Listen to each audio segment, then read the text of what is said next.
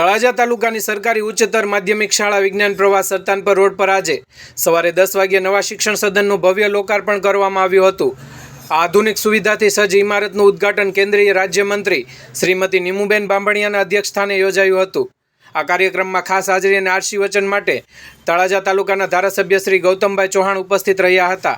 આ નવા શિક્ષણ સદનના નિર્માણથી તળાજા તેમજ આસપાસના વિસ્તારોના વિજ્ઞાન પ્રવાહના વિદ્યાર્થીઓને શિક્ષણ માટે વધુ સજ્જ અને ગુણવત્તાસભર માહોલ મળશે। શિક્ષણ ક્ષેત્રે તળાજા તાલુકાને નવી ઊંચાઈ પર લઈ જવામાં સર્જનાત્મક પગલું મહત્વપૂર્ણ સાબિત થશે।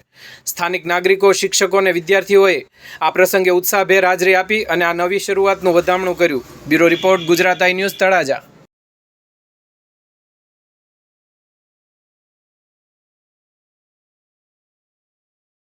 આવું સરસ બિલ્ડિંગ આ પહેલી વાર બન્યું છે।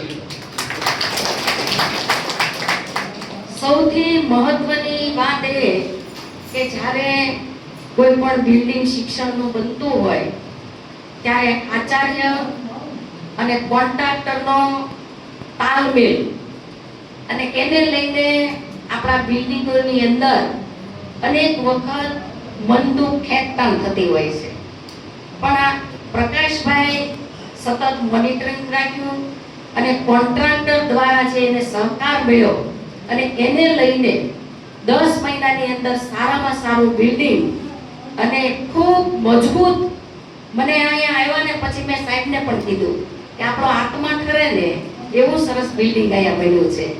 એટલે ખૂબ મજબૂત સરસ મજાનું બિલ્ડિંગ બન્યું છે। ત્યારે સૌપ્રથમ હું પ્રકાશભાઈ અને કોન્ટ્રાક્ટરને પણ અભિનંદન આપું કે આવા નવા સરસ બિલ્ડિંગ તમે બનાવતા રહો। અહીંયા અમારી દીકરીઓએ સ્વાગત ગીત ગાયું અને એના શબ્દો બહુ સરસ હતા અને એ લાગણીથી અમારું જે સ્વાગત કર્યું અને દીકરીઓએ સરસ મજાની કૃતિ રજૂ કરી, હું દીકરીઓને પણ ખૂબ ખૂબ હૃદયથી અભિનંદન આપું છું।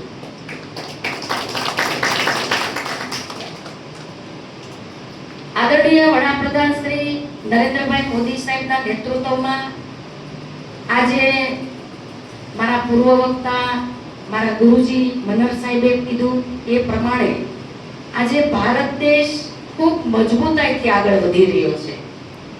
આજે વિશ્વની અંદર એક ભારત દેશની અનોખી છાપ પણ બની રહી છે અને વિશ્વગુરુ બનવા તરફ આપણો દેશ આજે આગળ ચાલવા માટે નીકળી પડ્યો છે।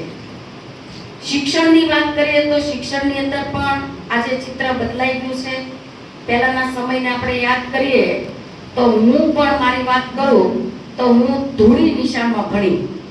પહેલા બધા એવું કહેતા સાહેબ કે ક્યાં ભણ્યા, તો અમે એવું કહેતા ધૂળી નિશાળમાં, કારણ કે ત્યાં ધૂળ જેવું વાતાવરણ, બિલ્ડિંગ પકડદજ હોય, શિક્ષકો હાજર હોય ક્યારેક ન હોય, એ પ્રકારના શાળાઓમાં આપણા બાપ દાદાઓ ભણ્યા। અને આજે ત્યાં આપણે શિક્ષણની વાત કરીએ તો આપણને એવું થાય કે કોઈ 5 સ્ટાર હોટલ હોય એવા શિક્ષણના બિલ્ડિંગો બની ગયા છે। અને આ બિલ્ડિંગોની પણ એમાં કોમ્પ્યુટર, સ્માર્ટ બોર્ડ અને અનેક સુવિધા સભર આજે સમગ્ર ભારતની અંદર શાળાઓ અને શિક્ષણનું એક ચિત્ર આખું બદલાઈ રહ્યું છે। અને મને લાગે છે આ સરકારી શાળાઓની અંદર વિસ્ફોટ સાથે સંખ્યાઓ એડમિશન લઈ રહી છે।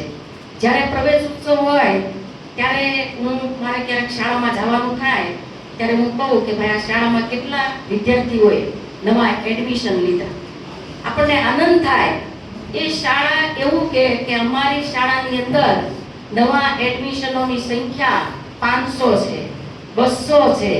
એટલે કે શાળાઓ, સરકારી શાળાની અંદર શિક્ષણનું સ્તર એટલું ઊંચું આવ્યું છે કે ઘણીવાર એડમિશન માટે પણ તકલીફ પડવા લાગી છે। એટલે ખૂબ એક બદલાતા શિક્ષણ એ આપણે જોઈ રહ્યા છીએ। પરિવર્તન આવ્યું છે શાળાની અંદર। એ ખાલી મકાન નથી હોતું, પણ શાળાની અંદર તમારા સપનાની પ્રયોગશાળા છે।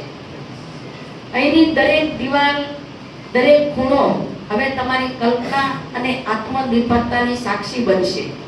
આ શાળા તમારા માટે વિદ્યાનું મંદિર છે. આ શાળા તમારા માટે જ્ઞાનની ગંગા સમાન છે. અને દરરોજ સવારે નવી ઉર્જા સાથે તમે જ્યારે શાળાએ આવો છો ત્યારે શાળામાંથી તમે કંઈક નવું શીખીને નીકળો છો. અને આ શાળા આપણા ભવિષ્ય માટે, તમારા ભવિષ્ય માટે એક પ્રયોગશાળા બની છે. ત્યારે તમે પણ જીવનની અંદર ખૂબ આગળ વધો એવી મારી શુભકામનાઓ.